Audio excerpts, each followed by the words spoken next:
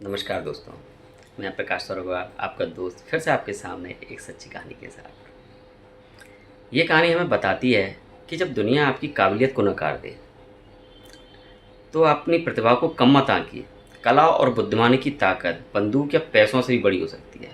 बस अपनी कला पर इतना भरोसा रखिए कि बड़े से बड़ा विशेषज्ञ भी आपकी प्रतिभा के सामने नतमस्तक हो जाए।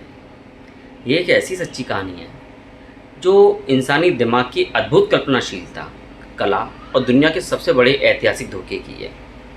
यह कहानी हमें सिखाती है कि जब कोई इंसान अपनी कला में पूरी तरह डूब जाता है तो वह बड़े बड़े जानकारों और विशेषज्ञों की आंखों में भी धूल झोंक सकता है।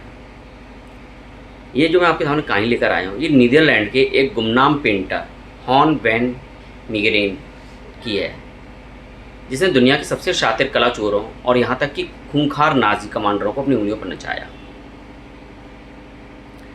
हॉर्न वैन मीगेरन 20वीं सदी की शुरुआत में एक पेंटर थे।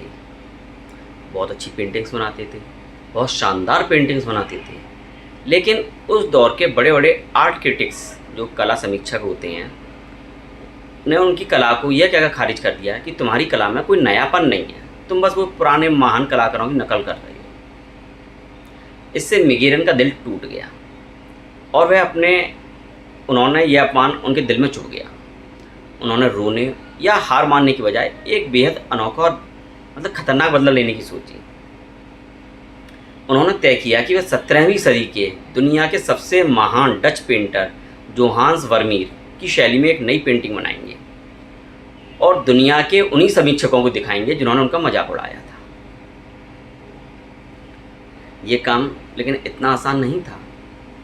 300 साल पुरानी पेंटिंग जैसी दिखने के लिए मीगेरन ने बाकायदा रिसर्च शुरू की। उन्होंने 17वीं सदी के पुराने कैनवास खरीदे, जिन पर पहले से बनी पेंटिंग को उन्होंने बड़ी सावधानी से खुरच कर साफ़ किया। यानी इतना आसान नहीं था, क्योंकि पेंट सूख जाता है तो बड़ी मुश्किल से साफ़ होता है। उन्होंने खुद अपने हाथों से प्राचीन तरीके से रंगों को मिक्स किया, जैसे उस दौर में किया जाता था। पेंटिंग को 300 साल पुराना दिखाने के लिए उन्होंने उसे एक खास ओवन में बेक करना शुरू किया, जिससे पेंटिंग की ऊपरी परत वैसी ही दरारें आ गईं जैसी सदियों पुरानी पेंटिंग में होती हैं।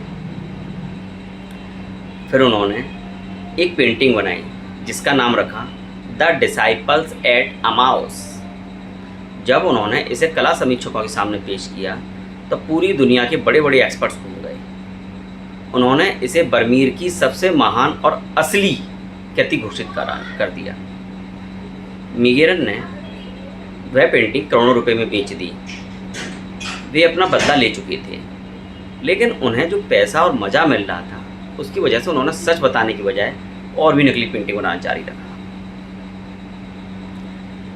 सेकेंड वर्ल्ड वॉर के दौरान जब जर्मनी ने नीदरलैंड पर कब्जा कर लिया तो हिटलर का सबसे खास और खूंखार नाजी कमांडर हरमन गोरिंग दुनिया भर के बेशकीमती कलाकृतियां लूट रहा था। गोरिंग की नज़र मीगेरन के पास मौजूद वर्मीर के एक पेंटिंग पर पड़ी। गोरिंग तो जैसे पागल हो गया उसे खरीदने के लिए। मीगेरन ने उस नाजी कमांडर को वह नकली पेंटिंग आज के हिसाब से करोड़ों डॉलर्स के बदले बेच दी। अब जब विश्व युद्ध खत्म हो गया तो नीदरलैंड की सरकार ने जांच शुरू की। देश की इतनी कीमती ऐतिहासिक धरोहर एक नाजी कमांडर के पास कैसे पहुंची। मीगेरन को गिरफ्तार कर लिया गया, क्योंकि बात तो पता चली जाती है कितनी करोड़ों में बिकी है, तो उस पर देशद्रोह का मुकदमा चल गया, जिसकी सजा सीधे मौत थी।